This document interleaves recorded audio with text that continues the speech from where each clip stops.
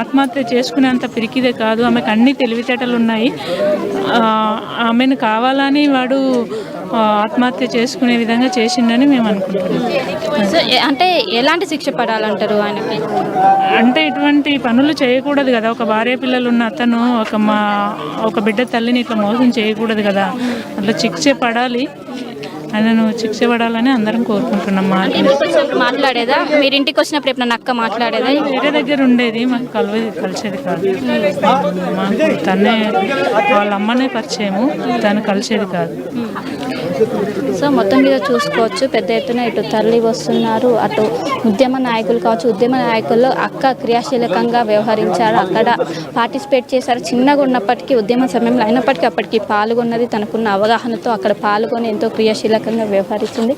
ఎవరు కూడా జీర్ణించుకోలేని పరిస్థితి. పెద్ద ఎత్తున ఇటు ప్రముఖులు కావచ్చు తరలి వస్తున్నారు. వచ్చిన ప్రతి ఒక్కరు కూడా ఇది ముమ్మాటికి హత్య అని ప్రతి ఒక్కరు కూడా ఆవేదన వ్యక్తం చేస్తున్నారు. ఇక్కడికి వచ్చిన ప్రతి ఒక్కరు కూడా ఎవరు కూడా జీర్ణించుకోలేని పరిస్థితి. ప్రతి ఒక్కరు హత్య అని అంటారు. నిజంగా హత్యనేనా? ఒకసారి విజువల్స్లో కూడా కొంచెం కాళ్ళు అనేవి కింద అంటున్నాయి, ఏమంటున్నారు? అసలు ఇది మేము ఊహించలేనటువంటి సంఘటన. ఎందుకంటే స్వేచ్ఛ ఒక సామాజిక స్పృహ ఉన్నటువంటి మనిషి, ఉద్యమం చేసినటువంటి ఎంతోమందికి ఆమెకు ఆదర్శమైనటువంటి మహిళ, అట్లాంటిది ఇలా జరగడం అసలు ఊహిస్తలేము. కానీ ఇది ఒక రకంగా హత్య అని చెప్పాలి ఖచ్చితంగా. ఎందుకనంటే తనకు తనుగా ఎప్పుడు కూడా సూసైడ్ అనేది ఆమె సందర్భం అనేది ఎవరు నమ్మలేకున్నటువంటి సందర్భము.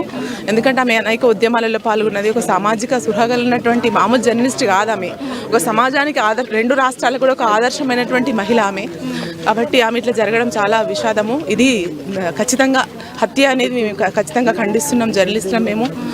కానీ ఈ విషాదం అనేది కోలుకోలేకుండా ఉన్నది పరిస్థితి. పాపను చూస్తుంటే చాలా బాధేస్తుంది. పాపకి అన్నీ తానై తను చాలా ఒక గ్రేట్ మదర్ అని చెప్తుంది పాప. ఇంత గొప్ప జర్నలిస్ట్ని కోల్పోవడం మా అందరికి కూడా చాలా బాధాకరం, సమాజానికి చాలా తీరని లోటు. కాబట్టి ఈమెకు ఖచ్చితంగా ప్రభుత్వం చొరవ తీసుకొని నిందితులను కఠినంగా శిక్షించాలని మేమందరం జర్నలిస్ట్ తరఫున డిమాండ్ చేస్తున్నాము. స్వేచ్ఛ ఆత్మకి శాంతి కలగాలని చెప్పేసి ఎప్పుడైతే ఆ నిందితుల్ని శిక్షలు వేసినప్పుడే ఆమెకు ఆత్మకు శాంతి కలుగుతుందని తెలియజేస్తున్నా. కాబట్టి స్వేచ్ఛకు చాలా అన్యాయం జరిగింది. ఆమె సూసైడ్ అనేది ఎవరు ఊహించం మేము, ఎందుకంటే ఆమె చాలా ధైర్యవంతురాలు, ఎంతోమందికి ఆదర్శమైనటువంటి మహిళ ఆమె, ఆదర్శమైనటువంటి జర్నలిస్ట్ ఆమె. ఎన్నో కష్టాలు వచ్చినప్పుడు కూడా ఇలాంటి ఆలోచన ఆమెకి ఏ రోజు రాలేదు. కాబట్టి ఆమెది ఖచ్చితంగా హత్య అని చెప్తున్నాం మేము. కాబట్టి వాళ్ళ నిందితులను కఠినంగా శిక్షించాలి. జోహార్ స్వేచ్ఛకి జోహార్. రోజు వార్తలు చదువుతుంది, కానీ ఈరోజు అక్కే వార్తల్లో ఒక భాగమైంది. రోజు సమాజం ముందు వార్తలుంచే స్వేచ్ఛ ఈరోజు తన హత్యనే ఒక వార్తగా అయినందుకు మేమందరం చాలా బాధపడుతున్నాము. తప్పకుండా ఆమెకు న్యాయం జరగాలని మేమందరం డిమాండ్ చేస్తున్నాము. స్వేచ్ఛకు చాలా అన్యాయం జరిగింది. సో మీరేం చెప్తారో? ఒకవైపు హత్య అనే భావిస్తారే. ముఖ్యంగా ఈరోజు మహిళలు అంటే ఒక వస్తువులాగా ఈ సమాజం అంటే మగ ప్రపంచం ఒక వస్తువులాగా చూస్తుంది. అది కరెక్ట్ కాదు.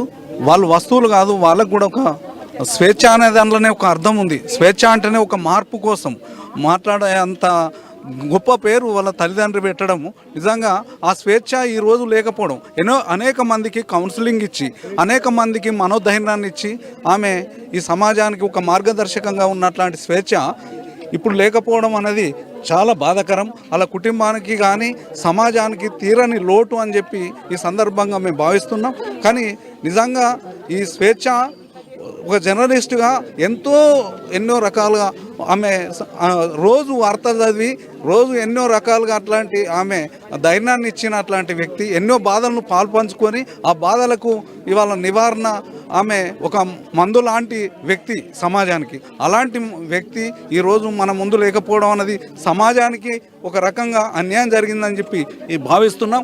కుటుంబానికి కూడా పెద్ద ఎత్తున వాళ్ళ బిడ్డకు కానీ వాళ్ళ తల్లిదండ్రికి కానీ తీరని శోకం పెట్టిపోయింది. అది అట్లా ఆమె చేసుకుంది అని అంటే ఎంత వేధిస్తే ఎవరైతే తనకు ఒక వ్యక్తి ఫ్రెండ్గా ఉన్నాడో, సహజీవనం గడుపుతా అని అనుకున్నాడో, తను ఇలా ఆమెకు మోసం చేసిండు. కాబట్టి ఆ మోసాన్ని తట్టుకోలేకనే ఇవాళ ఆమె అట్లా చేసింది. అది చాలా బాధాకరంగా ఉంది. జోహార్ స్వేచ్ఛ. సో మొత్తం సార్ ఎవరు కూడా జీర్ణించుకోలేని పరిస్థితి, అందరు కూడా హత్య అంటారు. ఏమంటారు సార్, మీరు దగ్గరుండి చూసారు? హత్య అని శంకరన్ అంటున్నాడు. నిజానికి స్వేచ్ఛ చాలా ఒక పొలిటికల్ కాన్షియస్ ఉన్న మనిషి, అంటే రాజకీయ చైతన్యం, సామాజిక చైతన్యం నుంచి అట్లాంటి గొప్ప కుటుంబం నుంచి కూడా వచ్చింది. శంకరన్న ఒక రాజకీయ కార్యకర్తగా ఉన్న మనిషి, ఆమెకు అట్లాంటి విలువలే ఉండే ధైర్యవంతురాలు. 18 ఏళ్ల వయసులో తెలంగాణ జర్నలిస్టులో తెలంగాణ ఉద్యమం కోసం పనిచేసింది. మేమందరం చాలా మురిపంగా చూసుకునే వాళ్ళ అమ్మాయిని, అందరికి ఇష్టమైన అమ్మాయి. ఎందుకంటే సాహసంగా ఉండేది, మాతో ఊర్లన్నీ తిరిగేది, మీటింగ్లకు అన్నీ వచ్చేది. అట్లాంటి మనిషి ఆత్మహత్య చేసుకుందంటే నమ్మలేకుండా ఉన్నాం. ఎందుకంటే చాలా సాహసవంతురాలు, ధైర్యవంతురాలు. శంకరన్న చెప్తున్న ప్రకారంగా మరి ఏమన్నా ఉంటే తప్పనిసరిగా మేమైతే విడిచిపెట్టాము. ఇది ఎంత దూరమైనా పోతాం, కానీ వాస్తవాలు తెలియాల్సి ఉన్నది, అప్పటిదాకా ఓపిక పడదామని మా ఉద్దేశం. సార్ మీరు ఇప్పుడు జర్నలిస్టులకు ఎలాంటి భరోసా ఇస్తారు సార్?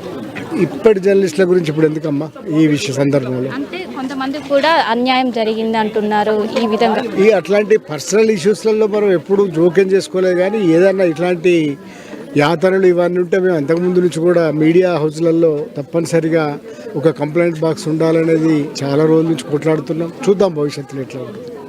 మొత్తం మీద చూసుకోవచ్చు, ప్రతి ఒక్కరు కూడా రోధిస్తున్న పరిస్థితి కనిపిస్తుంది. ఇప్పటికే పెద్ద ఎత్తున అటు తరలి వస్తున్నారు, ఎవరు కూడా జీర్ణించుకోలేని పరిస్థితి. ఇటు నగరం నుంచే కాకుండా జిల్లా నుంచి కూడా పెద్ద ఎత్తున చివరిసారి చూడడానికి ఇటు ఇండస్ట్రీలోనూ 20 ఏళ్ళు ఉండటంతో ఎంతోగానో చేసుకోవడంతో విమలక్క కూడా వచ్చారు. మనం విజువల్స్లో చూసుకోవచ్చు, మొత్తం కూడా రోధిస్తున్నారు. ఉద్యమం సమయంలో అనేక అందరితోనూ కలిసిమెలిసి ఎంతోగానో యాక్టివ్గా ఉండేది. అలాంటిది ఒక్కసారిగా మరణించడంతో ఎవరు కూడా జీర్ణించుకోలేని పరిస్థితి కనిపిస్తుంది. ఇప్పటికే విజువల్స్లో కూడా చూసుకోవచ్చు, పెద్ద ఎత్తున కడసారి చూసుకోవడానికి పెద్ద ఎత్తున తరలి వస్తున్నారు.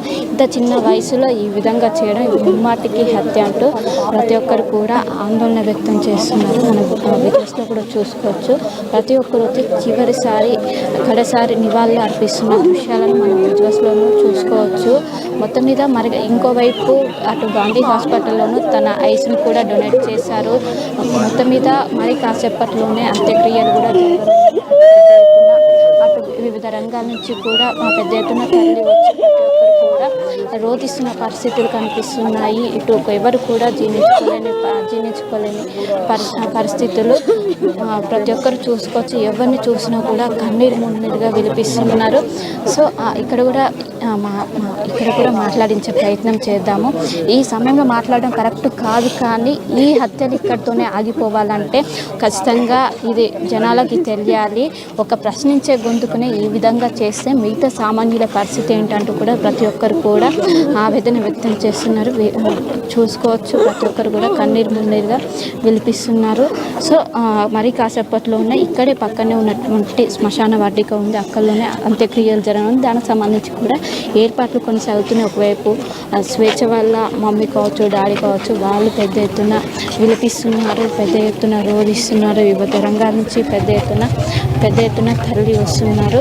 మొత్తం మీద ఎప్పుడైతే నిన్న హ్యాంగ్ చేసుకున్నా అంటారో ఎవ్వరు కూడా సడన్గా అందరూ ఒక షాకు గురయ్యారు.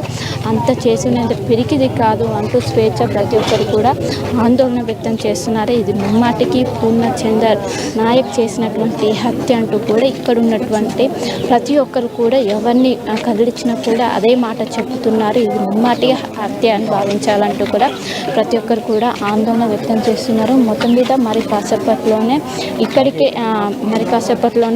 ఇక్కడ అంత్యక్రియలు కూడా జరగనున్నది.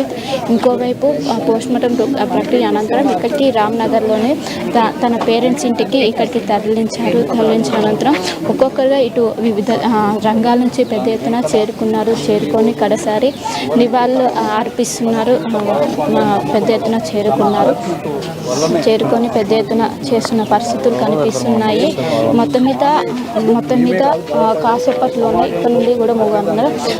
అమ్మ ఈ సమయంలో మాట్లాడడం కరెక్ట్, కానీ ఇక్కడితోనే ఇలాంటి హత్యలు ఇక్కడితోనే ఆగిపోవాలంటే ఏం చెప్తారు?